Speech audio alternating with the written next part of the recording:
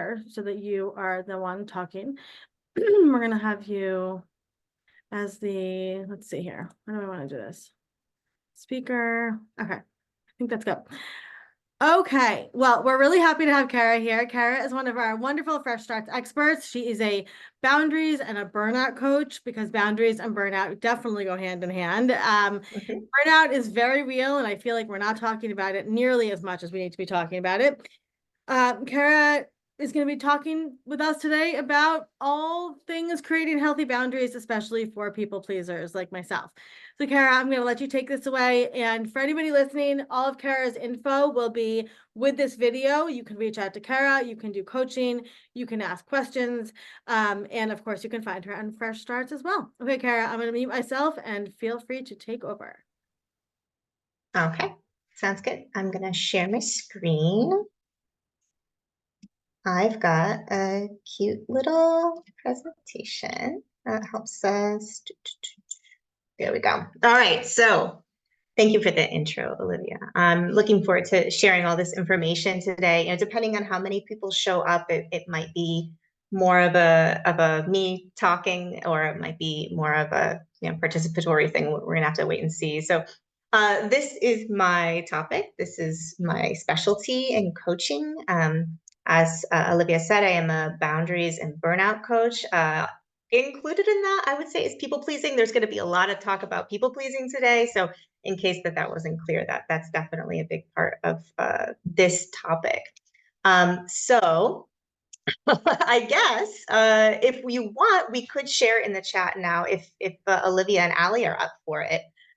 Just a couple of things about, what motivated you to join today, and, what would be the most important thing for you to get out of this workshop.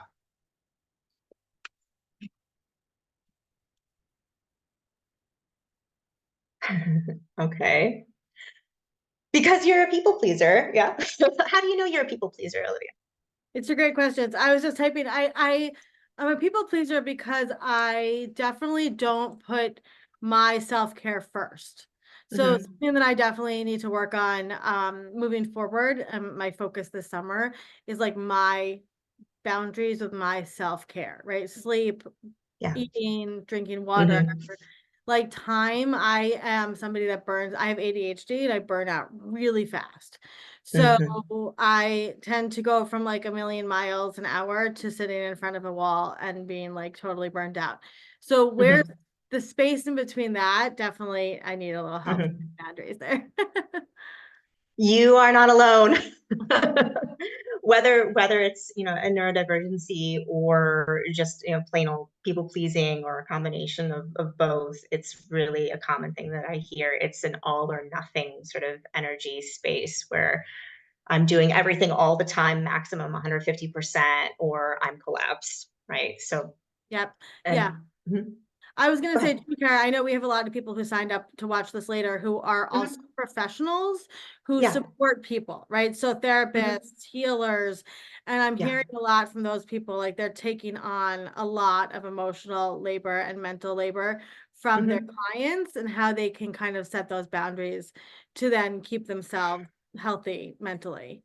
Yeah, I'll make a note of that to get into that in a little while. That is something that I'm sure the providers are also trained in, but it's a good to sort of remind ourselves of that, and it's useful for people who haven't been trained to have the framework, which is compassion versus empathy. But we can fold that in. Thanks for mentioning that. Yeah. Okay, so I'm gonna keep going. Maybe. Okay. So just so you know, if you have a question as I'm talking, feel free to just be like, hey, what's up? I would like to know about this, or what do you mean by that? You can put it in the chat. You can do the hand raise. I've got all the thumbnails on the side so I can see everybody so far. I'd be happy to answer things as we go. It'd be much better if it was not a monologue. I always prefer that. So hi, Chris, and good to see you. Okay, so here's what to expect today. We're going to be talking about the intersection between setting boundaries and people pleasing, what the actual definitions are, Boundaries has an official clinical definition, whereas people pleasing is not a clinical term. We'll talk about that a little bit. But we're going to be trying to talk in terms of practicalities, right? We don't need to get too wrapped up in what's what. We just want to know what to do about it.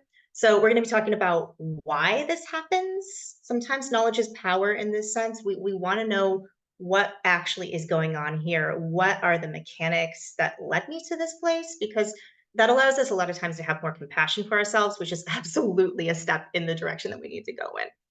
So we're going to talk about the roots. We're going to talk about what happens when we do not set or do not maintain boundaries that we need. I'm sure you guys know that. Olivia mentioned the burnout being a big one. And we're going to talk about that in some detail, again, so that the picture is clear. So we're not just saying, oh, I need to set boundaries, I'm going to do something about it, because that doesn't work. We need to paint a whole picture. And then we're going to talk about the actual, getting started and examples of how boundaries can look. They're often more subtle than a lot of us realize. They're often more frequent than a lot of us realize. And we're going to talk as well about some troubleshooting. So when you're getting started, or if you realize that you need to make a change and you think it's here, what to be ready for in terms of failing, or in terms of doing it imperfectly, so that you don't, run into a situation where you feel like, oh, I just can't do this, and you give up. Okay. All right, Sound good? I have a question. Yep. I have a question for you. So something that I struggle with a lot with setting boundaries is like the Mhm. routine of setting boundaries. So it's like if I Mhm. set a boundary here and then I fail the next time, do I Mhm. just give up forever? Right? Like, Right. like Yeah. how do I Yeah. pick up those boundaries again? So that's Yeah. I guess in like that flimsy boundary category there. Yeah, and I think a lot of that has to do with root cause as well, because you mentioned ADHD. So, and it sounds like for you, there's a component there of that being a root cause. Unfortunately, that's not an area of expertise of mine specifically. But understanding what's driving you not to act again is really the key aspect of that. It's not so much what to do differently, it's understanding what's driving you or what's not driving you. Yeah, and I think too, like where you could help me Mhm. is Yeah. in having like the set foundation, right? To go back Mhm. to time and again. Mhm. Chris said this plan looks amazing. Can't wait. I need help. Me too. The spoilers. Sorry, who wrote that? I'm not looking at the chat right now. Chris Oh, said that, lovely, yeah. Chris. Hold Great. I'm glad that it's lining up with what you were looking for. Yeah, we're going to get into the whole concept of consistency and what that looks like and what to watch out for and all of that as well, Olivia. So then, if I don't answer that question later, just tell me and then we can, on. dig into it deeper. This is Chris. Hi, Chris. I'd also love for you to, my struggle is that I've been setting boundaries, like, and telling people how I work with my business, Mhm. and then they're pushing back and they almost Hmm. make me feel like I'm unfair or they get Uh-huh. angry. And so I need to be able to counter Uh-huh. because I've tried to say like this is what keeps me giving you the best creative work I can. But yeah, Uh-huh. I'm just Mhm. struggling with the you're not being fair. This is not professional, and yet I put it all Mhm. out there. So I need maybe a backbone and staying more, true to my boundaries. But I Mm. do tend to over deliver as it is. And then when I break the boundaries I've set, like working hours, I'm not scheduled to work. That's where Mhm. I'm struggling. And if you have any tips or like, hey Chris, this one is really good for you, like I'm all Yeah. for it. I'm excited to be here. Thank you, Chris. No, that's really good feedback. As we're going through the sort of nuts and bolts, I'll keep that in mind. And then, once we've gotten through the nuts and bolts, I'll come back to you and we can talk through the specific scenarios. That's actually the best way to get into that. If you don't mind a little bit of chatting with me in front of everybody else. No, I'm good. I think other people probably go through what I'm going through, so I'm Yeah. happy to be a guinea pig for this. Cool. I've really been Lovely. looking forward to this since I heard Oh, about it. that's So great. Fantastic. Okay, good. So don't worry, we'll get to it. And if I miss something, as I said, just poke me and I'll be like, oh yeah. Okay. So the first thing I want to do is just get a read on who's here. what's your definition of a boundary? You can put it in the chat.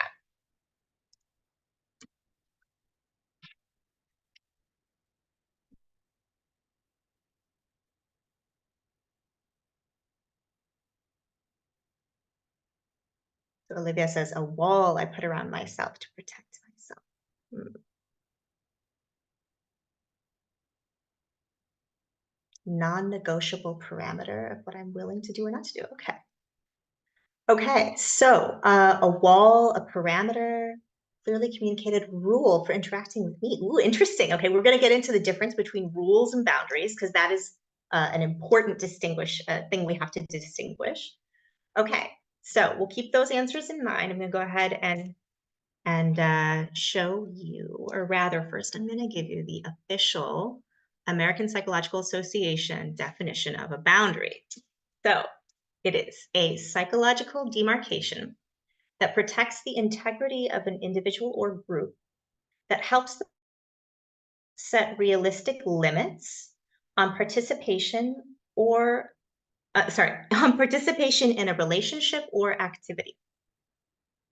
So two key words there from my perspective. One is limits, and the other is integrity.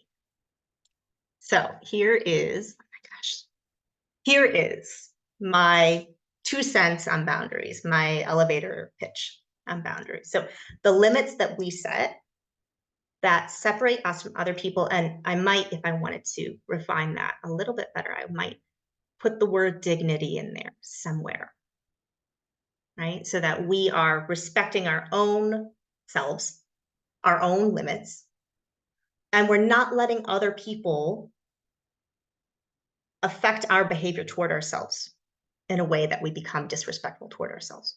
Kara, is this why people have such a strong reaction when you put boundaries up? You mean when you set a boundary with another person that they have a strong reaction? Yeah. Like, because you're naming what you need according to this definition, right? Yeah. And responding to what you need and not to what the other person needs. I would imagine, I'm just gonna throw it out there, maybe like a parent or like a coworker or a boss, right? It doesn't like that, right? There's a strong reaction there. Well, that's the interesting thing. This reaction of assuming that there's going to be a strong reaction says a couple of things to me. First, it says that there's some work to be done on trusting yourself and trusting yourself to stand up for yourself. And the second thing it says is you've been in a lot of environments with people who also have boundary issues. Because when somebody has a strong reaction to a reasonable and respectfully delivered boundary, that says something about them, right? And maybe it's due to past interactions with you specifically, right? If you change your behavior, if you go from allowing them to do this or that, or, oh, just this one time sort of stuff, to no, that's still no, right? Or they have a more sort of global issue where it's just, they just don't respect other people's limits. Like these are the kind of people that, don't respect, that don't ask for consent or renege on consent, that kind of stuff, right? Right, that makes sense, especially with people that you may have known for a long time, right? That knew you in a certain aspect, and then you put these limits on yourself, on your needs. They're not going to necessarily respond in that way that you want. Yeah. And this is especially tricky with our more intimate relationships. Parents, probably the hardest one, right? Because they've known us since we were kids. The dynamic was a certain way when we were younger. There's a lot of things that can go on there. A lot of us were sort of made people pleasers from that childhood environment. And this is not me blaming all of our parents. Let me just say that outright. I am not blaming all of our parents. I believe our parents were always or mostly doing the best that they could, the information they had with their own upbringing. But we'll talk about that when we get to the roots. Anyway, as Olivia pointed out, boundaries and stating and respecting our needs are absolutely tied, right? we have to, in order to have a boundary, we have to check in with ourselves first. Okay, I'm gonna go ahead and go on. So we have to talk about people pleasing if we're gonna talk about boundaries. So this is people pleasing. As I think one of us already mentioned now, I think it was Olivia, compulsively putting one's needs before our own. And, you know, I hesitated when I was writing this slide to use the word compulsively. I was trying to find a word that was a little bit less intense. But to be honest, I decided it was the best word because it often feels like a compulsion. Um, and if you think about what a compulsion is, it's a knee-jerk reaction. It's something you do without thinking, which in my experience as a people pleaser was absolutely what happened, right? So we can characterize this kind of behavior with this, and I use this because this is me. But it is not the only sort of personality or person type, if you will, that has these people pleasing tendencies, right? The overachiever, perfectionist, and so on. And the other thing, of course, that I've got here on the slide is codependency, right? So this is the extreme end. This is the clinical definition. So this is within the realm of therapy, but I wanted to mention it because I would be remiss not to. This is, it would be like, not naming the elephant in the room. So codependency is sort of the root of people pleasing. People pleasing is the behavior or the manifestation of codependency, right? So this is when we feel absolutely responsible for other people, and we have to control them because we need them to be a certain way so that we can feel okay, Right. right? Yeah, I was gonna say, all of Mhm. that kind of goes back to what you said, which is the not trusting ourselves, right? It kind of all, Bingo. because control is not love, control is anxiety, right? Manifesting, Mhm. right? So when we trust ourselves, we can trust ourselves to make decisions and put those limits up. If we don't trust ourselves, then it kind of all fizzles into all of this stuff. Yeah. Yeah. And if you think about it, if any of the people here have read into anything about attachment, one of the main differences between, or I saw it defined this way and I really liked it, the difference between attachment and connection, right? Is that attachment has this need, this inextricable, I am not me, I am us feeling, right? Whereas connection is I am me, you are you. I enjoy you, but I don't become you. Interesting. Interesting. All this stuff starts to meld together the further and the deeper you go in. It's a conspiracy. No. Okay, so I want to ask everyone here on the call right now, if you could take a minute and pop in the chat, what do you see as the connection here? I've already alluded to it, but if we could just write it out, what do you see as the connection between boundaries and people pleasing?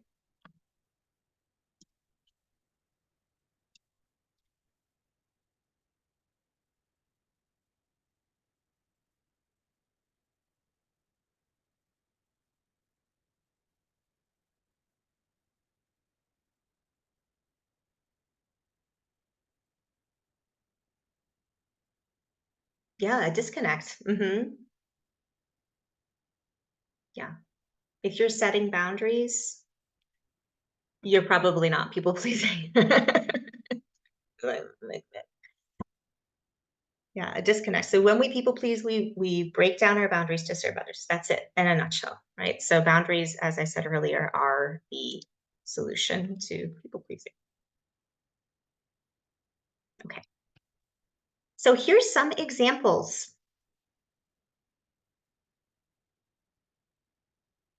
For anyone who just happens to be listening and not looking at the screen, I'll just mention a couple of them. So I make sure everyone likes me.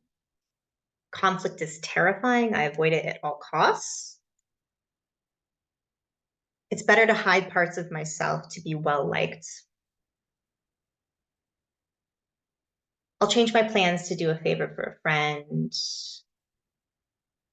I'm so afraid of failing that sometimes I don't take action at all.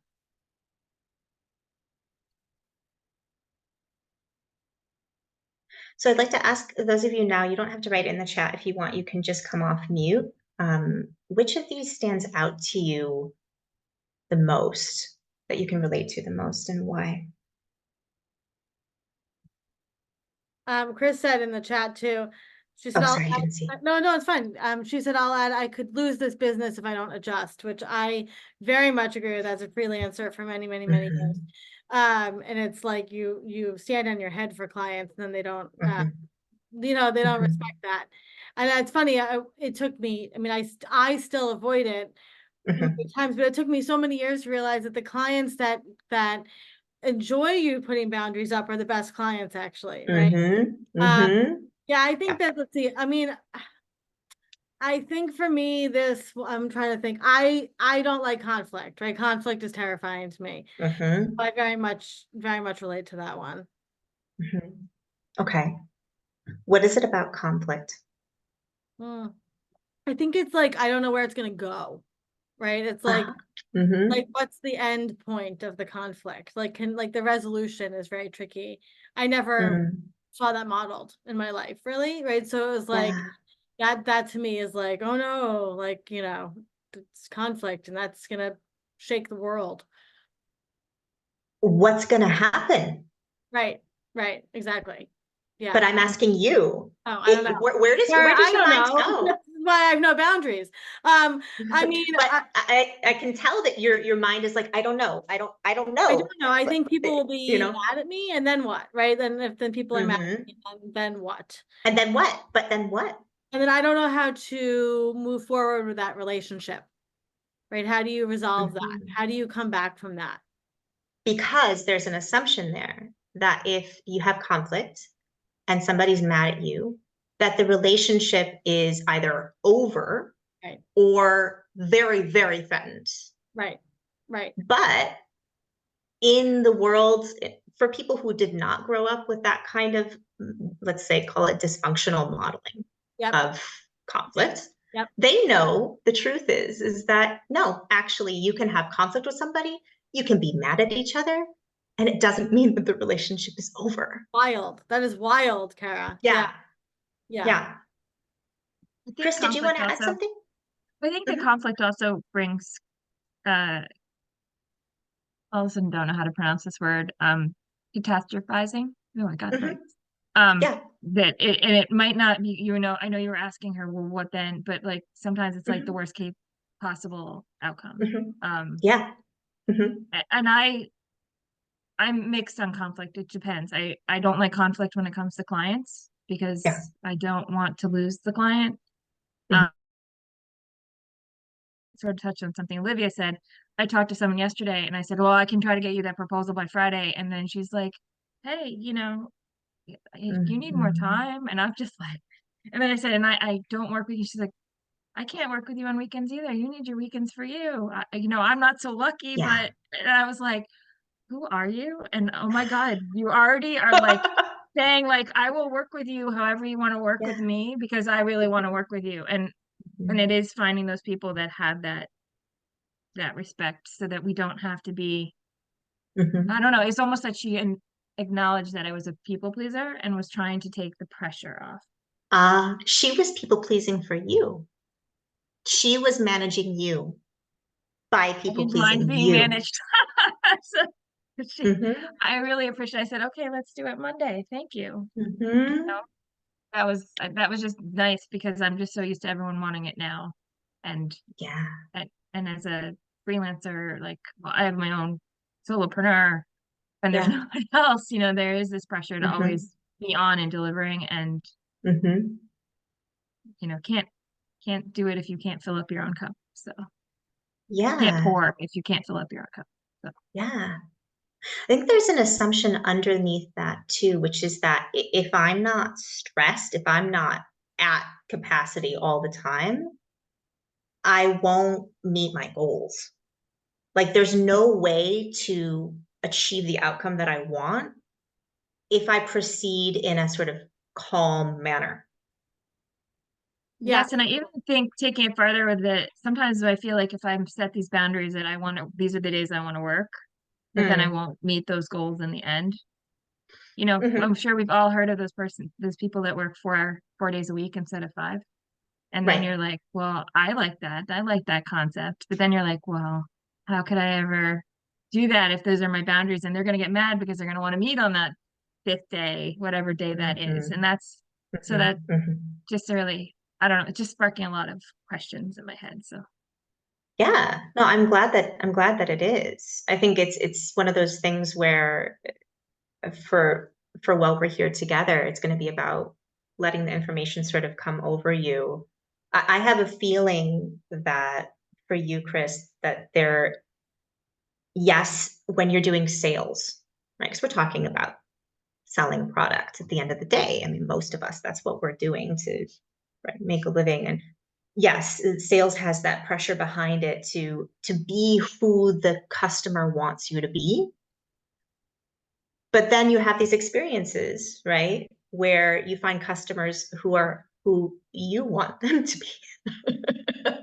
and and there might be a way to shift mentally into sort of a downshifted place where there isn't this like, oh, I have to take anything and everything. There's this almost like knee jerk. Do you know what I'm talking about? I do. And I am pretty good with, I just picked wrong with this one client, but Sure. I am Yeah. pretty good with picking people. And I've now, and even in my proposal, say, this is how I work with you. Like, these are the hours I work. Yeah. I am not available these days. You cannot text me to give me stuff to do.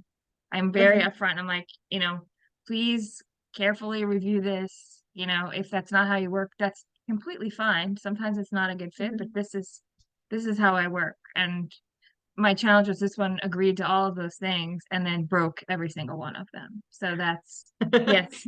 And then I Yeah. kept responding because I'm so ready to be like, on the weekend, I'm like, oh my God, there's an email. I better respond. Mm, And Yeah. that's where I'm working. And that's why I really think this class will be helpful because I don't want to be at anyone's beck and call that way. That's just not, yeah. Yeah. I Yeah. don't think that's good even in a personal relationship to be at someone's beck Mm. and call.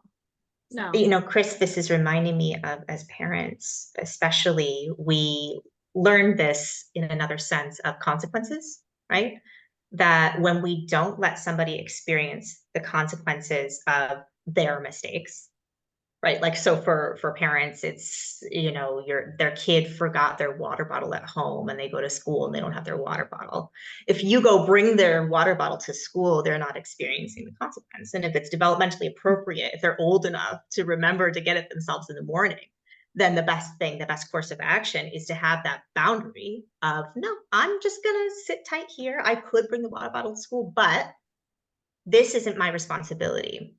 I feel like it's similar in what you're talking about just now. Would Yeah. you agree?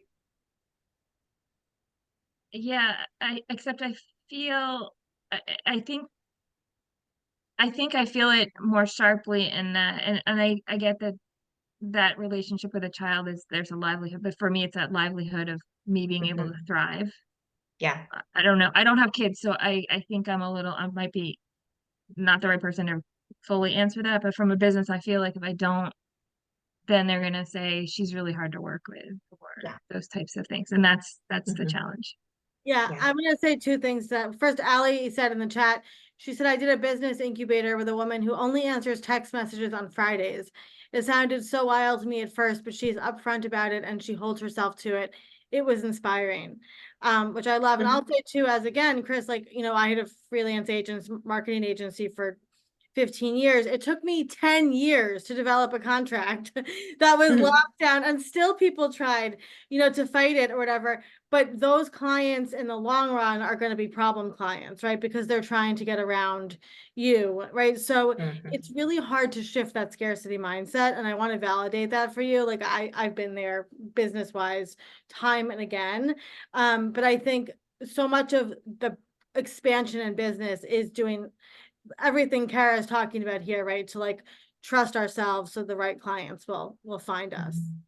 Fully agree because I think those are the relationships that are actually more collaborative and nurturing in both sides because you're probably learning something from them and they're learning from you because they hired you for your expertise. So yeah, I'm completely on board that I think I just need the nicer way to be like, hey, remember, This is how it works. Sure. Or Yeah. not responding and just not responding at all. Mhm. Or, responding and then, scheduling that email for when I am available. Yeah, and I will say, Uh-huh. maybe Kara will get to this. I'm sure Kara Mhm. has a lot to say, but it helped for us to have like scripts that we wrote that were like addressing certain things, right? So even like even now, like with Fresh Starts, like I'll use an example, right? Like we have a 6-month commitment.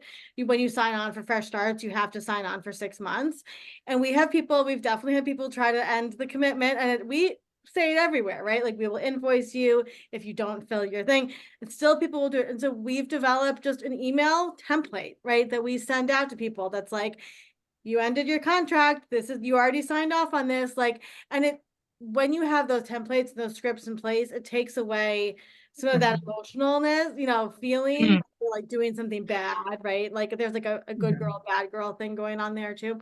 So that helps, but all of that takes time. Maybe Kara can talk about that too with scripts and stuff like that. And I Mhm. like the emotional piece because sometimes in business it really shouldn't be the emotional piece, although we've all been there. But Yeah. maybe that's part of being a people. There's an emotional piece that it's managing that a bit to be more It is. succinct and no, this is it. Like Ali said, like she only returns text on Friday. Yeah, like that. That sounds pretty good to me too. Yeah, that's the Although thing. I don't do text, but Whatever it is though, right? But yeah. that's the thing. It's one thing to know what action you want to take. It's another thing to get yourself in a place emotionally where you're prepared to take it, and most importantly that you trust yourself enough to deal with the inevitable difficult emotions that are going to come up when you get pushed back. It's not if, it's when, right? So you don't want to be thinking about it in terms of, I'm going to set some boundaries. And I really, really, really hope everybody loves them and nobody's mad at me. That's not going to happen, right? So it's about expecting those situations. And I think what Olivia said about the script makes so much sense, right? You get to know, and then you don't have to take that, because it is emotionally taxing to think, how do I respond to this with the right tone? How do I want to come across? How do I protect my business and my reputation, which I understand that's very important, right? Okay, is everybody all right if I go ahead and move on? Okay, cool. So these are the roots of people pleasing. If it's not clear, I will do my best to explain it. It's a little bit tricky to explain. It's hefty stuff, what we're talking about here. So again, for those who might be just listening, I've got 2 that I've written here. I used to write just 1, but I've added a second because I think it's a little bit more easy to recognize. The first root fear is on a basic level connection. Which if you've read any of Gabor Mate's books, he talks a lot about this, about choosing between authenticity and connection. I'll mention that in a second, it's coming next.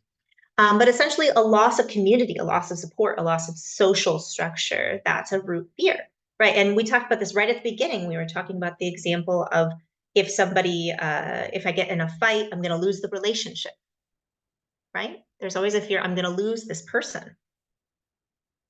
I'm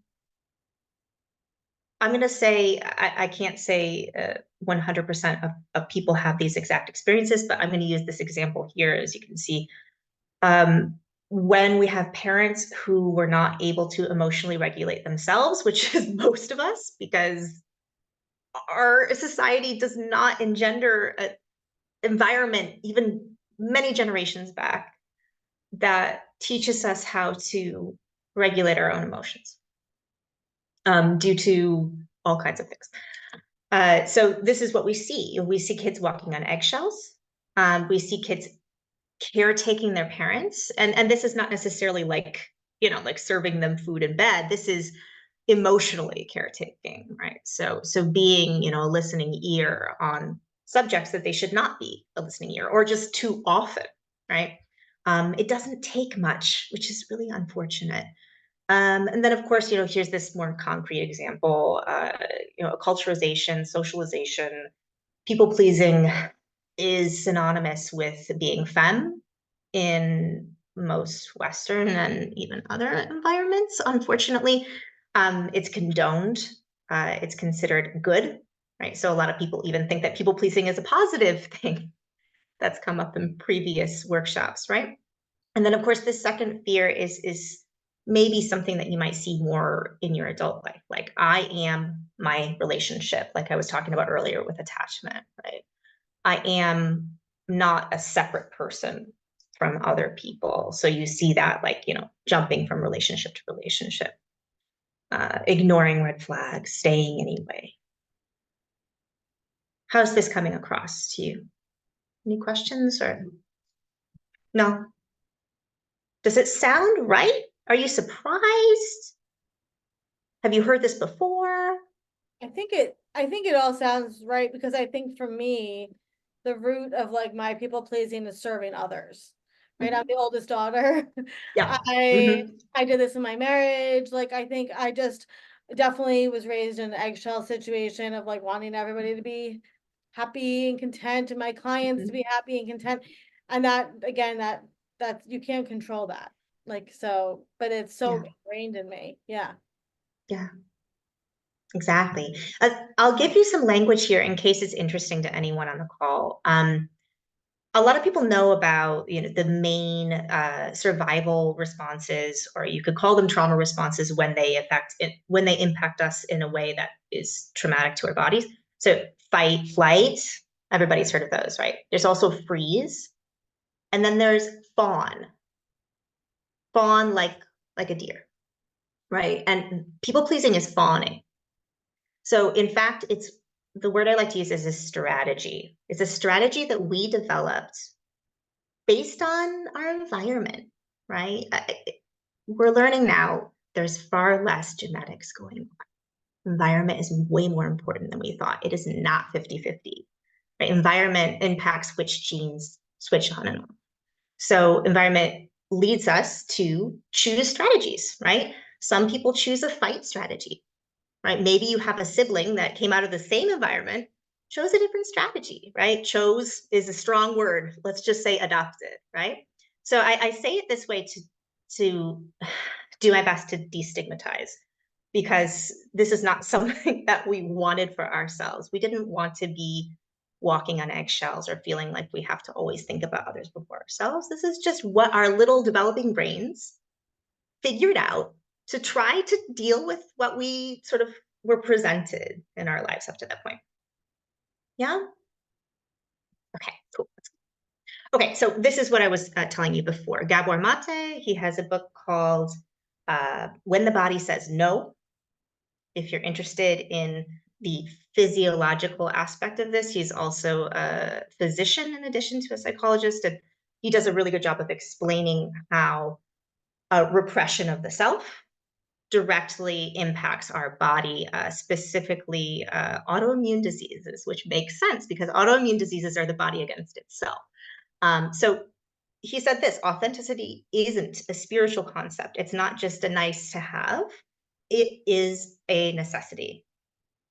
Because when we are not expressing ourselves as we are, there's a cascade of events that happens in our physical bodies, right? And it has real lasting impacts on us. And I'm not saying this to scare you. I'm just saying this so that it's clear that this is not just like, oh, I wish I were. Right. It's serious, but not too serious.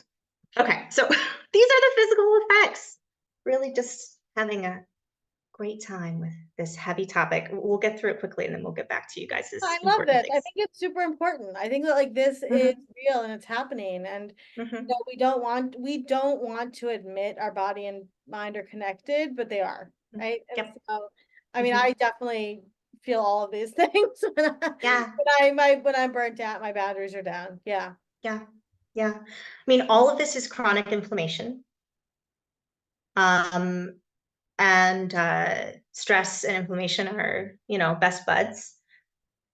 And there's a lot of stuff that happens to us. This is just an example, but I mean, the things that can go on are really, it's very unfortunate, and you go to the doctor and they tell you, my doctor told me that I needed to relax. Chris is nodding her head like, yeah. Yeah. I'm like, but how? Because here's the thing, when you are wired in this fawn response, your body is kind of always in a state of tensed, and that's hypervigilance. That's when you're not really able to turn off the information that you're getting from your environment because you're not sure if you're safe. It's sort of like a always scanning. If you imagine like a radar, that's hypervigilance. Yes, Chris, It's did you that want to say something? fight or flight. It's that flight. You're probably in flight in the fight or flight analogy. Right. Well, right now I'm talking still about fawn, but fawn is considered a mixed state. So fawn is a combination of sympathetic, which is flight, and fight, actually, both of those, right? So sympathetic activation means like higher up, like zing, zing, zing, and freeze, which is still, sort of almost like deer in the headlights, right? So it can feel a little bit like a pressure cooker inside your body. Hi, Luba. Luba's from my side of the world. Sorry, Luba. Check, it's Luba. So it can feel like a pressure cooker inside because you have all this energy, this like, I need to run away, I need to do something about this energy, but you also have this shutdown energy going on at the same time. Yeah, I feel the shutdown. For me, it's a shutdown. It's almost like I can't breathe, right? It's like Yeah. it's like Mm-hmm. a claustrophobia thing, and I get this around Mm-hmm. certain people. No worries, Luba. I get this around certain people with very specific negative energy, right? It's like you can't. Mm-hmm. It's like they suck it, like they're vampires, right? It's like, Mm-hmm. because you're not putting up, you don't have the boundaries right in place to protect yourself in that. Well, there's two ways to think about it, really. You could think about it in that way of, oh, I have this deficiency, this person is making me feel uncomfortable. Or you can say, okay, this person is making me feel uncomfortable. I have a sort of a built-in system, like a radar that detects these kinds of people, and I know because it feels like this, right? I mean, ideally, we don't want to feel that way. But the thing is for the people who make us feel that way are often unsafe.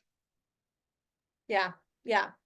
You know, so it's like, Yeah, does that make sense? yeah, no, And totally. and it doesn't have to be, physically unsafe. It could just be emotionally unsafe, Yeah, right? They don't have our best interests in mind. And a part of us knows that. So that hypervigilance can work in our favor. yeah. The next step though is then to be able to down regulate that internal physical activation. I have a good recommendation for that, by the way, which maybe I can mention at the end, Olivia, if you can remind me, that would be great. She's really good. Okay, so anything else? Any other questions, or can I go ahead and move on?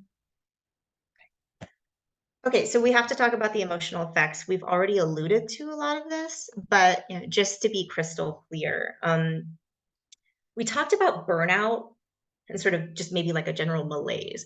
But before that, in my experience, what happens is anger. We get resentful. We're being taken for granted. Maybe that's the narrative. Maybe the narrative isn't that, but nonetheless, there's this sense maybe of irritation with everyone. Like everyone just needs to get out of my way, or I'm just annoyed at people. I just don't want to be like I just like this sort of like arm's length. Can anyone relate to that? No? Yes, maybe. Yeah, totally. Yeah. Yeah. Okay. So, but beyond this is, or rather underneath this is, I never expressed what I needed in the first place. Right. So this is sort of the double-edged sword of people pleasing, is it's essentially dishonest because we're not taking responsibility for ourselves. Right. And then we're mad at other people for not doing what we want them to do. Right. For letting them walk all over us, as the case may be. Okay, so you can see here I had regret and low self-esteem as well. These are the sort of deeper, more under the surface aspects of it. With low self-esteem, you can argue chicken or the egg, right? You could argue that people pleasing causes more low self-esteem, but you kind of need to have low self-esteem to start with to be people pleasing. But it's very individual. But when you never have your own back, it's hard to believe in yourself because you don't believe that you can, right? So it's always a deferment outside. Another way of thinking about all of this is internal versus external. Am I asking for everyone else to give me information? Or am I asking myself, what do I think? What do I need? How much am I relying on the outside world to be okay? Okay. Anything else here that we want to? Okay. All right. So the last thing in terms of effects, we have to talk about relational effects. And a lot of people think that this is the only effect, but we know better. So the first thing we have to say is that, of course, this behavior is dishonest because we're not being real about how we feel, what we think, who we are at any given moment, because we're not thinking about being ourselves, we're thinking about what other people are thinking and feeling. So this can block us from having the kind of true intimacy that we want. It's a funny thing because on one side, we want to be validated from other people, we want to be seen, but on the other side, we're not allowing ourselves to be seen. Do you feel that like push and pull sometimes? This is it's quite mind-blowing, Kara. It seems contradictory, right? It is, but it's also like I'm thinking about my own, marriage, for example, or whatever, where it's like you don't maybe internally I really, like you said, didn't feel safe, right? Mentally and emotionally, right? So you're not giving the true intimacy isn't there, or could be a friendship or whatever, right? But because really what you don't want to believe is that maybe this person isn't right for you in this relationship. Right. And that's a very hard concept to wrap your head around. Yeah. Yeah. Well, and it's possible that it's not just that the relationship was bad or that person wasn't right for you. Not that the person was right for you, but it could be that most of your relationships had some aspect of that going up to that point, right? Of that sort of masking, right? Which is something that I know that we get, that's happening in neurodivergency as well. We have a language of calling it masking, which I really appreciate because it really does call it what it is, that I'm here, right? And I think so much of it, like you said, is rooted in childhood, right? Because it's like you don't know any other way to be. It's so much so that it really is your identity on a deep level. And when I say on a deep level, I mean like your posture. I mean like the way that you hold the muscles of your face. I know that sounds like a lot of minutia, but it really can be that profound. Yeah, no, I agree with you. I mean, I 100% hear all of that, and this is why working with like therapists are great, right? And like unpacking a lot of that stuff and like learning to trust your body, learning to trust. I mean, I see it even in my own kids. It's like, you can disconnect very early from who you are and your body. Absolutely. Yes, you can. Yeah. And it's sad to see the little people doing that. It's pretty obvious when it's happening once you've been through it yourself. And yeah, it's a shame. This is the kind of education that we need for kids.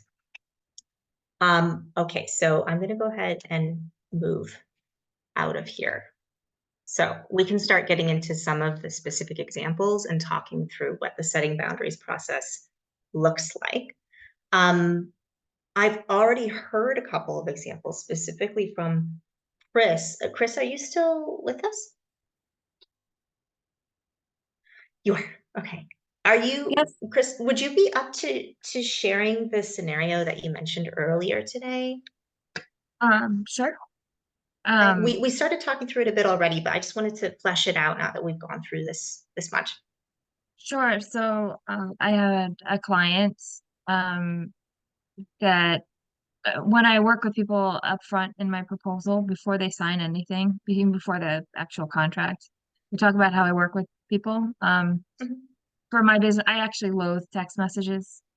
So when I get text messages from clients, for me, it is like my whole stomach sinks. So let's say, oh my God, there's an emergency. To me, that's what a text message really is. There's an emergency or something you have to tell me last minute. So I don't text message, and I don't work on weekends. And habitually, I had a client that literally would give me things even at Friday, and I only work until 1 on Fridays. That Mhm. was like, this is the ideal setup. Inevitably, I would get things at like 4:30 on Fridays. And I tell people I'm not working, but I'm still usually online and just maybe catching up or doing whatever, which I have the prerogative to do. But I would get emails, we need this by, we need this by end of day. Or I'd get text messages. I got one text message once that was, they had already talked to me that day, and then they sent me a text message, um, saying, "Oh, we're going to do a photo shoot in 4 days." And literally had just talked to them, had literally just said, "Please don't text message me. I'm on email. I will respond to your email. I'm on email all day." Mhm. Um, and and then I would get requests over the weekend to create like marketing, and it would be for some promotion, which in itself, it's not a good idea to do a promotion the same day that you're trying to promote the promotion unless it's truly last minute. But they were so disorganized, and just, this is the way they like to work, I guess. And I continuously started feeling like I had to be on call. And then when I said, um, there are 3 days notice that you need if you're trying to do a promotion, or don't text message me, I won't respond. It felt really uncomfortable, and there was pushback, like, you're not Mhm. available enough for us. And I'm like, I was very upfront with how I work, and it was continuously back and forth. And there's a continuous of, I didn't enforce, you you know they would write and then I'd write back, but it would ruin Mhm. the entire, like, say, weekend. So it was just, I tried to put the boundary up, I try to enforce the boundary, Yeah. and then here I am breaking the boundary. And my friends called me out on it. They're like, "Well, you're responding, aren't you?" And I said, "Yeah." They're like, "Well, they're not going to learn when you're responding."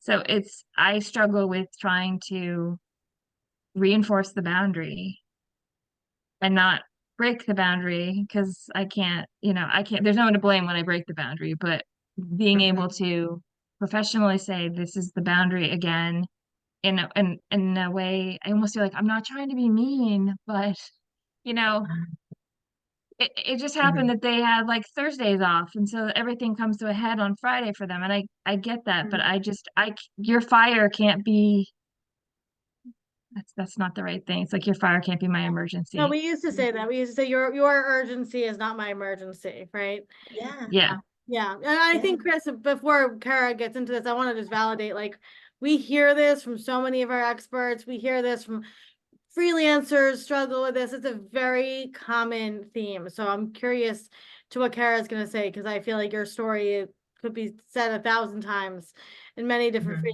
freelancers, worlds. No, I love that phrase. Your urgency is not my emergency. I mean, that's how they get you. It's that urgency, right? Yeah. And So mhm. I often say, just in marketing, there are no emergencies. I mean, you really would have had to have done something, and that's really more PR. Mhm. And it's not brain surgery. No one's gonna die if this doesn't get out today. I used Mhm. to bet you're not gonna die, and it's not brain surgery quite a bit. Have you said that directly to clients? You're not going to die? Yes, although I did say it to a business that I realized after the fact, and they told me immediately that it was for brain surgery marketing. And then they didn't laugh. They're like, "By the way, this is brain surgery that we're trying to promote." And I was like, Okay.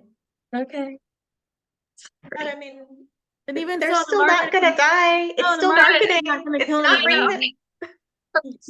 but yeah, they didn't quite enjoy that analogy. But yeah, Okay. it is.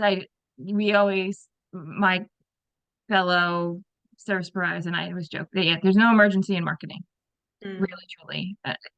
Again, it's like PR, Mhm. and someone has, and that's not necessarily on me. And you didn't hire me to be your PR, get that press release out. So Mhm. Mhm. Yeah. I mean, I just want to say, Chris, that like you have already thought a lot about this from the angle that is definitely going to be an angle that will be more and more empowering if you continue to think about it from this perspective. As you said, you're de-escalating it in your own mind. right? You're recognizing that that's their urgency. This doesn't belong to me. This is not my urgency. You're recognizing that they're That's correct. catastrophizing, and you're putting up a boundary already, in the sense of a mental boundary, that I am not going to take that catastrophizing on, right? Sometimes No. you're I aware of it. strive to do that, but yes, You're I'm not aware of it. quite practicing. I'm aware. Yes, I know that that's half the battle, is being at least aware. A lot of But people are not. A lot of people are just knee-jerk reaction to people in situations like this, and working from an assumption that this is business and I just have to do whatever it takes, right? Which doesn't sound yeah, like your philosophy. no, but I definitely every once in a while, like will go into I do whatever it takes. But Okay. I think it's as I get older that I just don't Mhm, have time for that, or I can't maintain that level. And mhm, I a serious health issue where it was the bare minimum, and I'm still struggling with that. So mhm, if I do whatever it takes, I'm mhm. literally, to your point where we talked about those physical effects, I'm facing some of those, and Yeah. I do need that break. I do need those boundaries. So Mhm, that's why they're becoming more passionate for me to try to find a way to enforce in a way that mhm. feels good, that I'm being professional but firm. Professional but firm, in a nutshell. I Yeah. think what helps with this kind of thing is recognizing what we can even bring it down to language, that if there were a set of adjectives that describe you as a professional, because you already know what actions you want to be taking. Yes. We don't have to flesh that out. You just want to be able to follow through with them in a way that you feel aligns with the kind of professional that you want to be, I'm not and that opposed you're to willing to deal with the consequences should they be negative, right? working on that too. It's just Mhm. every once in a while. I live on an island, so if I work with someone on this island, it's a Mhm. smaller microcosm than someone working with a client that's in Massachusetts, let's just say.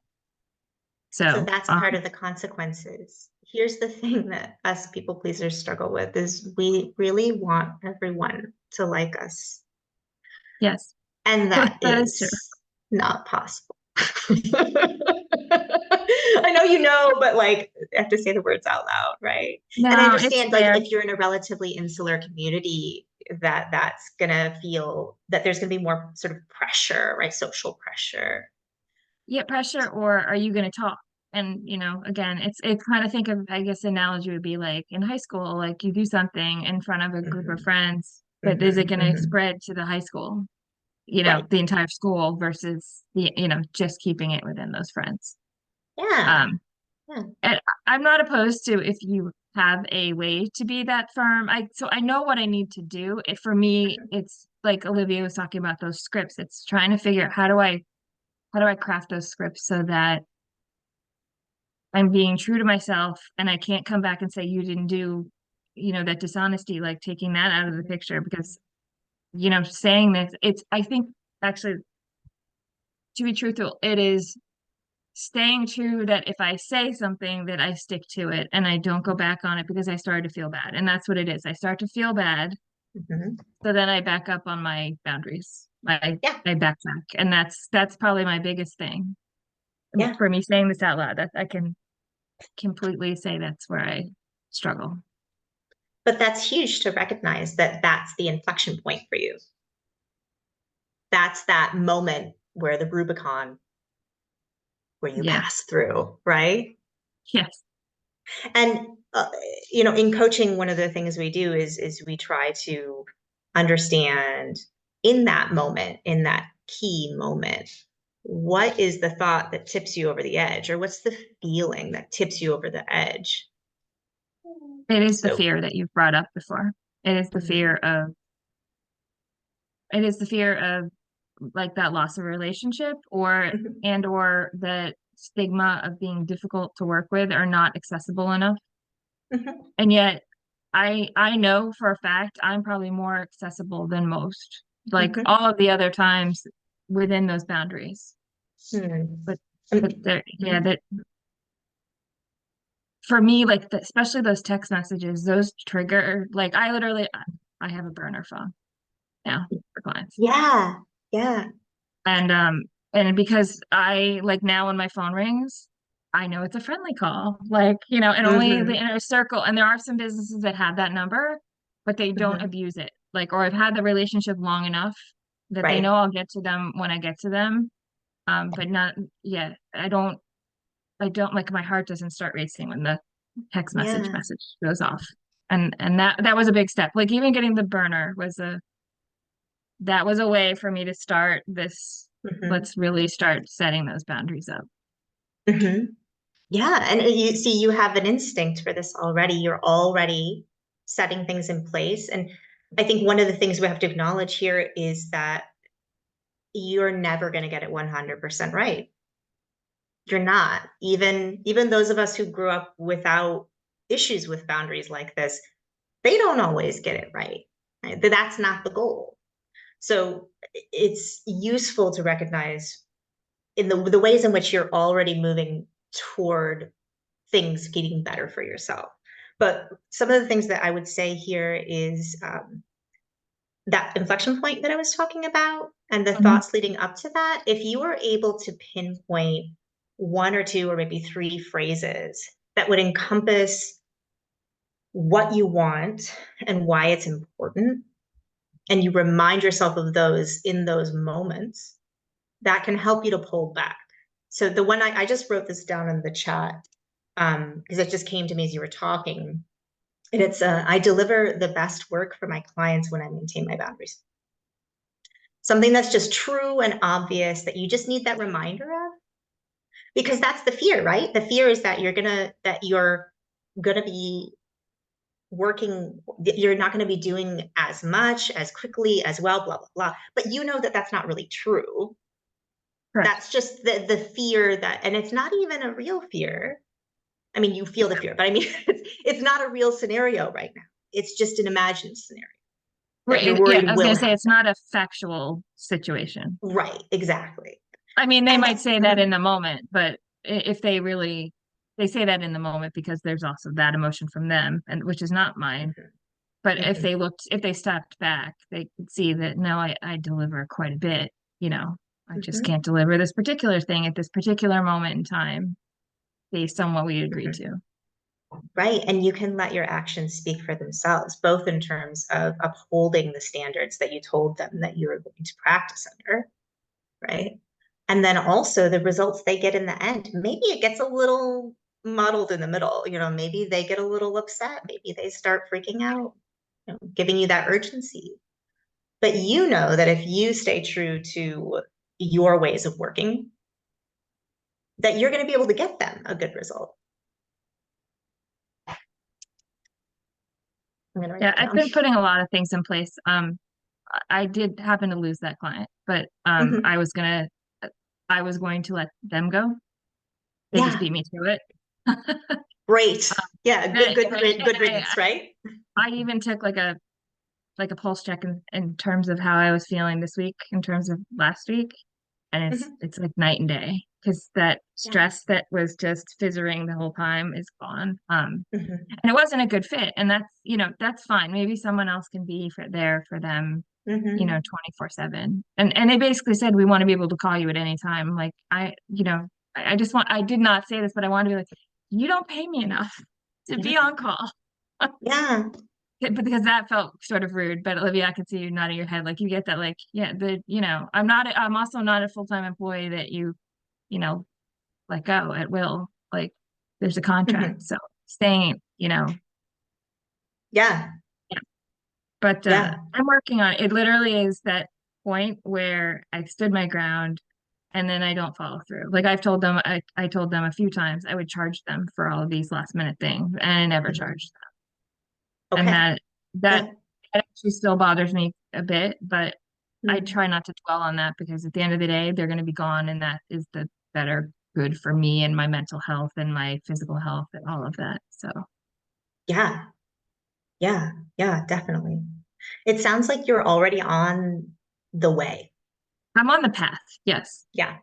So Yeah. I'm also here today for like tips and other things and but it does Mhm. help to have other people understand what I've gone through. So, like Olivia, thank you for also just sometimes you just feel alone in this path when you're in that Totally not space. alone. I Mhm. mean, I would say that helps to, I mean, I know you're in a lot of communities, but it does help to talk to a lot of other freelancers and to hear what they have in their contracts. And I think that like I've had a lot of other friends, you know, who are I mean, in marketing, share language that they use to protect themselves and things like that.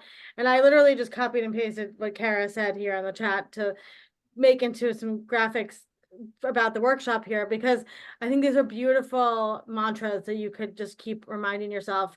You know, I know for me, like I have to remind myself, like when I slow down, the best things happen, right? And it's like not like constantly on the go, which for me is like a trauma response, right? So I love all that. And Kara, these are really awesome So reminders. really awesome.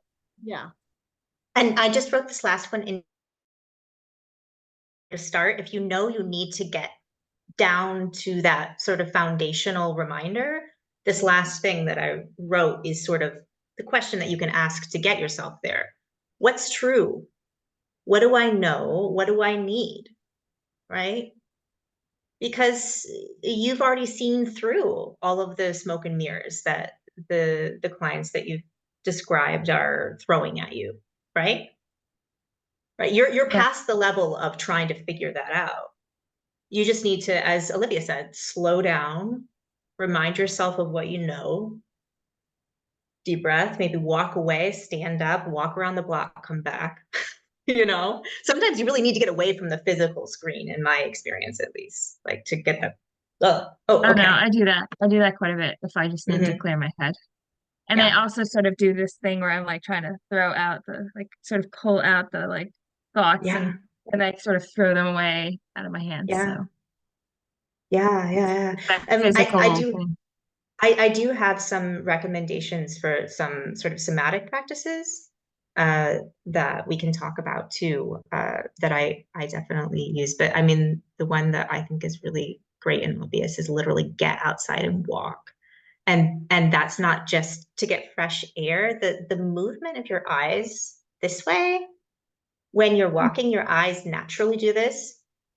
It calms you down. It puts you into a parasympathetic nervous state. Yeah. It's not the cardiovascular, you don't have to walk fast. This calms you down. It's a Good to really know. cool little tidbit. Yeah. Okay. So I just wanted to, elicit this example because I didn't want to miss it. Is it okay if I go ahead and move on now? I'm gonna Yeah, make sure there's that we in don't. the chat, if you want to just look, Luba Oh yeah. said. Oh yeah. Great. Thanks. Okay. But ladies don't understand it's a Lubo, if you don't mind, I'm going to read this out loud. I never realized or admitted that I was people pleasing. Lately, I started to understand that it's a big issue in both my business and relationships. I try to do a lot myself, for example, around the house, then I realized I never asked anyone for help to start with you.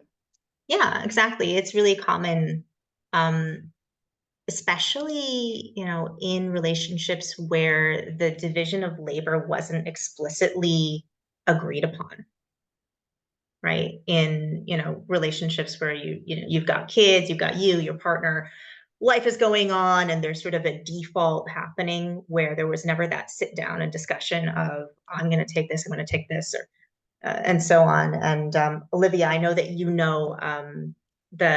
oh my gosh, the podcast about division of labor with, I Yeah, love them, Laura Danger. Yeah, Laura time to lean. Danger, Yeah, time to Time lean. to Lean. They talk a lot about this. Luba, I think you would really appreciate those Mhm. conversations. They're all about setting that system up specifically for domestic labor and mental, emotional labor. It's all part of that. Okay, so we didn't even talk about the types of boundaries. Glossed right over that. So just really quickly, to make sure that it's clear that we're not just talking about one lane. This really covers every aspect of life. Intellectual boundary here, we're talking about dignity. We're talking about not letting people disrespect us. Social tends to be a combination of, for example, emotional, can be physical, can be time. Sexual boundary is I'm not having sex without a condom or without being tested. Time. Does anybody have an example of a boundary around time?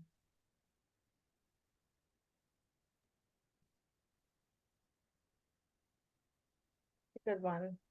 I think like a lot of time for me is like my time versus other people's time, right? So it's like if I say we're gonna leave at a certain time, then like respect that, like maybe from my whatever, colleagues or my children or something like that.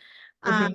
But also to me, I've had this happen a lot in the past where like I move quickly, like I want things done quickly, but other people move much more slow. And so like Mhm. figuring that out, like, that can be tricky sometimes too. But also, Mhm. it's like respecting my methodology of how I live my life versus other people's too.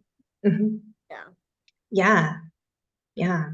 The example of time that I love to give is if you're going to be in a situation where you're meeting up with someone, going to somebody's house, for example, and you don't want to stay for very long. You just tell them, I have to leave by an hour from now, for example. And you have your out. That's it. And it doesn't matter if you have to leave to go back to your house and sit on the couch and watch TV. You just know that that's how long you can be in an interaction with that person. That's it. They don't need to know the details.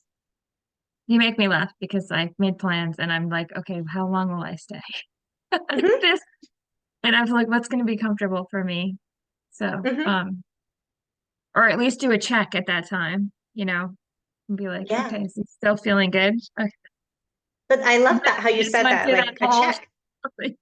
Yeah. just this whole thing in my mind about plans I just made. I'm like, okay, I can give them this amount of time and I can tell them that, but I Yeah. can always do a check and say, Mhm. Yeah. yeah, Yeah. And you're allowed, I think this is coming to my mind right now. I've never thought about it this way before, but I think for some of us who struggle with boundaries and then, we end up staying places longer than we're comfortable than we want. Um, it's not up to other people to give us permission to leave.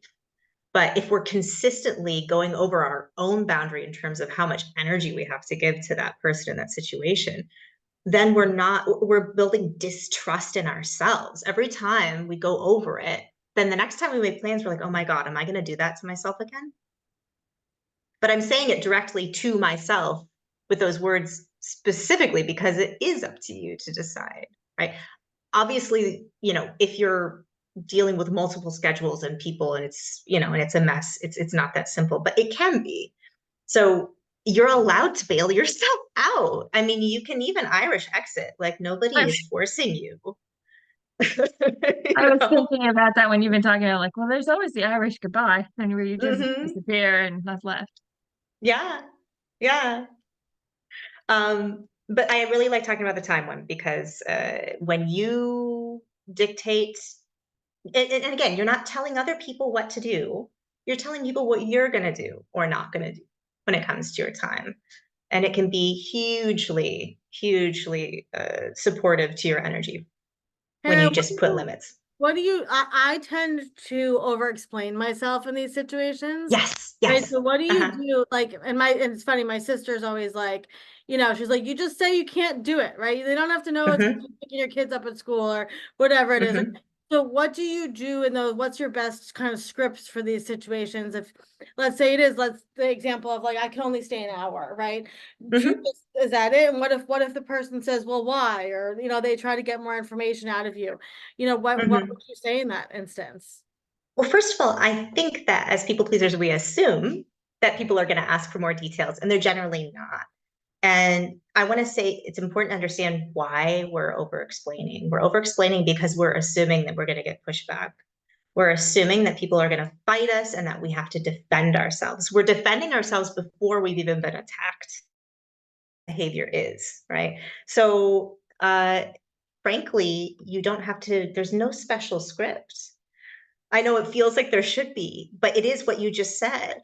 You show up and you say, "Hey, it's so great to meet you. I can't wait to blah blah blah. But I've got an hour and I gotta leave. Okay, I gotta leave at 3." And that's it. And then you jump in, and most people are not going to push further, or if they do, it's going to be out of curiosity. And if you want, you could say like just one thing that you're going to do. Don't make a big deal out of it. That's it. Yeah, Nothing else.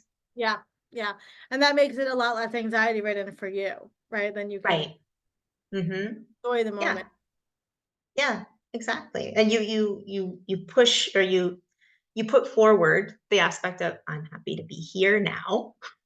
Let's be here now. And then I'm going to be so happy when my time is up. Yeah, I was thinking you emphasize more about, yeah, I know I do have to leave, but I'm so excited for the time I have here. Let's, get started or jump in, or I can't wait to see what you were about to present, or, focusing on that. And then because you genuinely wouldn't be there, well, I would hope, if you didn't want to be there at all. Do you know what I mean? Not, but Right. yeah, because I don't think you owe anyone, like when you can only say a certain amount, I don't think you owe anyone that answer. Mhm. No. And it's exhausting. And it's one of those things that takes practice. You'll feel the urge to start to speak more. And then you just go, they don't need that information. That information is irrelevant to them. Hmm. That's it. I like how you said that. It's just not relevant to them. There's no use for them to have that information. It's like with kids. You just tell them what they need to know. You don't give them backstory or that. Yeah. Okay. I'm mindful of the time. I know we have about 10 minutes left, so I just want to get through the last couple of things. And if anything comes up, throw it at me. This is really, really, really important. A lot of people think that boundaries are rules, and they are not.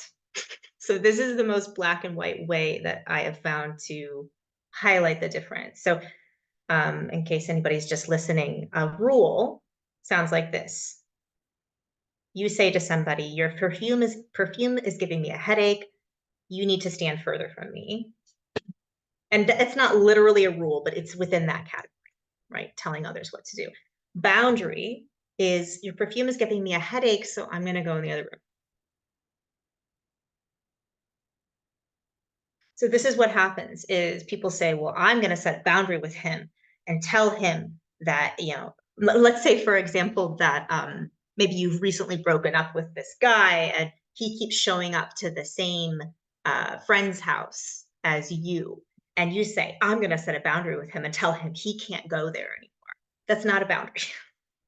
And the thing about that as well is that you have no power over that situation. You can't control what he's going to do. So you can tell him, if you show up there, I will leave.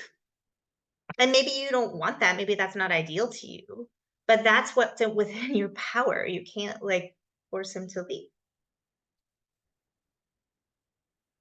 How is this hitting what's coming up? The boundary seems much nicer. Interesting. What's nicer about it? I don't know, the other one, with perfume example specifically, like the other one kind of seems bitchy.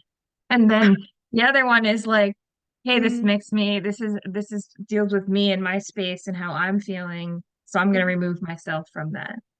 Um, I don't know, there's a control. The Mm-hmm. um control for both, but what's in my control is going to the room. Mm-hmm. What's in control is not telling him he has to sit. They're the person that they have to do something that you just because you demanded. Right. The other way of thinking about this is in terms of language too. I'm thinking about your scenario with your clients, Chris. If you tell them what they can and can't do, and you're talking about it in terms of what's an option for them, as opposed to what you will and won't do you Mm. feel the difference there? Yeah, so maybe it's saying I'm available Monday through Thursday, Hmm. basically 9 to 5. Right. These are the Mhm. optimal days for me. So maybe turning it around so that the benefit is for them is Yeah. shown up front. Okay. Yeah. I'm available to you during these hours. And I wouldn't even use the word optimal. This happens when we're trying to set boundaries is we leave just a little bit of space for them. It's like the camel's nose getting under the tent. Do you know that metaphor, right? Just that little bit of living space where they think, oh, but maybe there's a chance, right? So Okay. things like that would be best. It sounds good, right? It sounds professional. It sounds like you're, whatever, being polite. But what you can do instead of saying things like maybe or would is just stating the facts.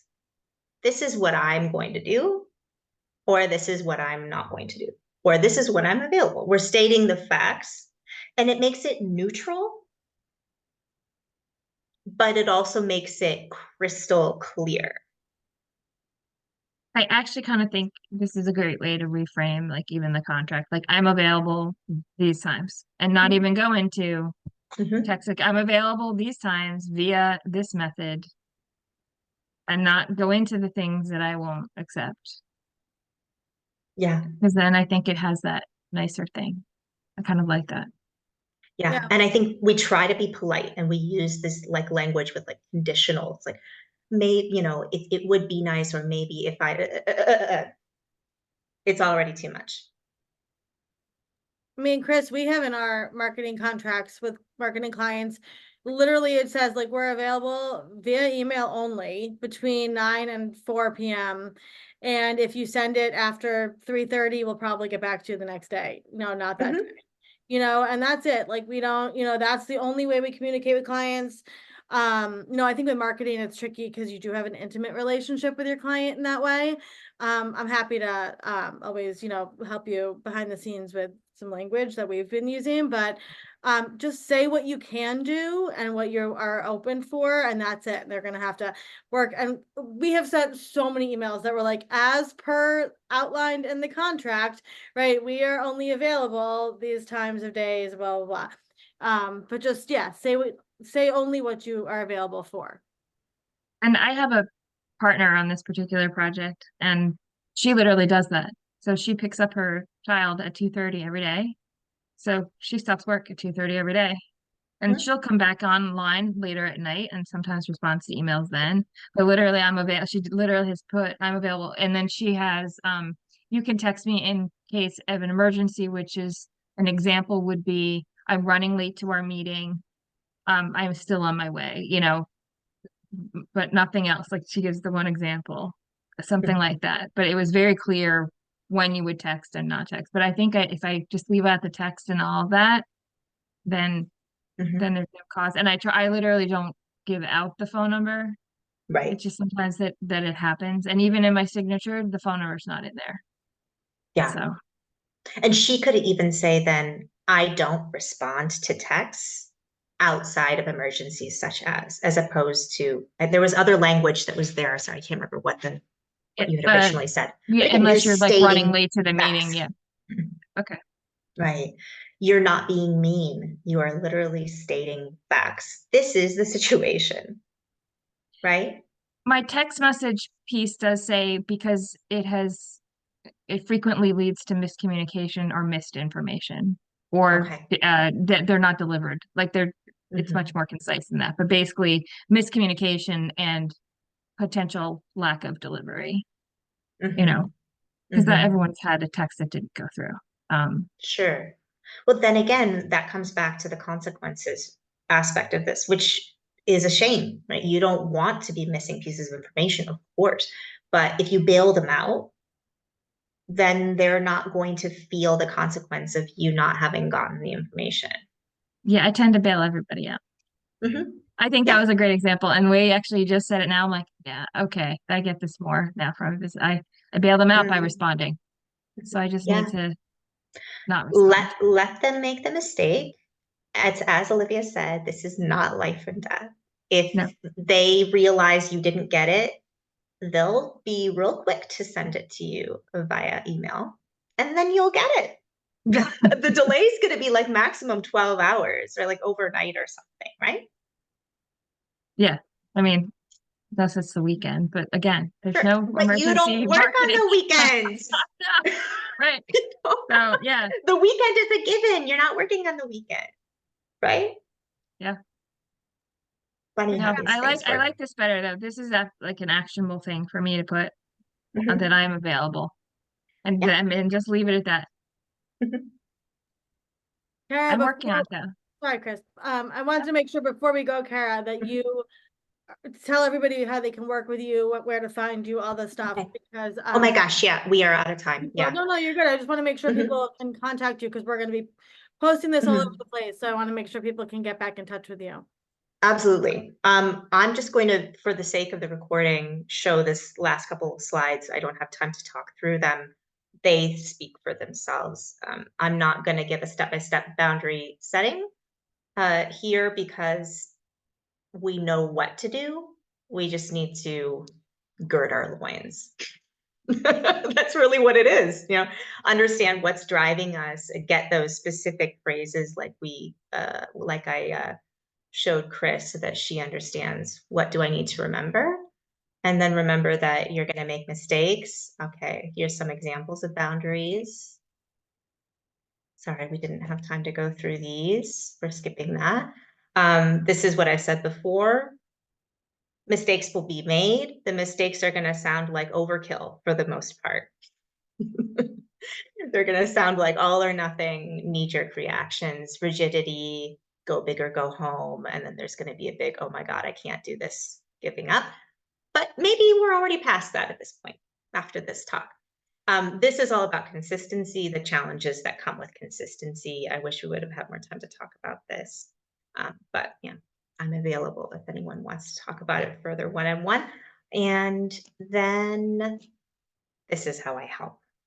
Yes, answering Olivia's question. So I work with people who already have a sense of the general, let's say, atmosphere that they're working in. I don't do the therapy side. So that means I don't do the past history. I don't do the, emotional healing aspect. Not exactly. I mean, a bit of that will happen because you're making changes, right? But I do the practical side. So looking at what do we need to change? Let's talk through the scenario. Let's get to the heart of it. What do we need to remember? Getting unstuck, right? Getting from, I know this isn't right, but I can't see a way out. And then I'm usually able to offer a different perspective to highlight the patterns of thinking, as with all coaching does, that might be working against you. Those might be limiting beliefs or just assumptions about the situation. And keeping track, right? Noticing the wins, seeing how far you've come, recognizing how far you've already come. It's not all lost. Keeping our spirits up is a big part of the process too. So this is where you can find me. My email, my IG, this is my website. And then the last link here is to a workbook that is actually also on the website. I just put it here to make it easier to find. And it is a step-by-step, what's this all about? It's actually a self-coaching model, going through the different thoughts and feelings and behaviors and results that we get that's based on CBT. Amazing. And Kara, you do one-on-one coaching. Sure. If people are interested in, and also obviously if you're a Fresh Starts expert, so you go to Fresh Starts and you can click just to get in touch with you over there too. And we'll put all of your links. This will be up on YouTube. And then also anybody watching this that signed up, we'll send it to them. And we're going to put this up on Fresh Starts also, because I think this is just such important information that people need to have. So people can get in touch with you if they need specific coaching through these things. I would highly recommend. We've been working with you for a long time and we adore Kara. She's a fantastic coach. So if you're interested in working with her, definitely reach out because she will help you through all this stuff. So we appreciate you, Kara. This was amazing. Thank you so much. Thank you, Olivia. It was a Thank you pleasure. so much. Thank you everybody for coming. And like I said, this will be up on YouTube and all of Kara's info will be there too. Thank you for being here. Thank you. Bye, everybody.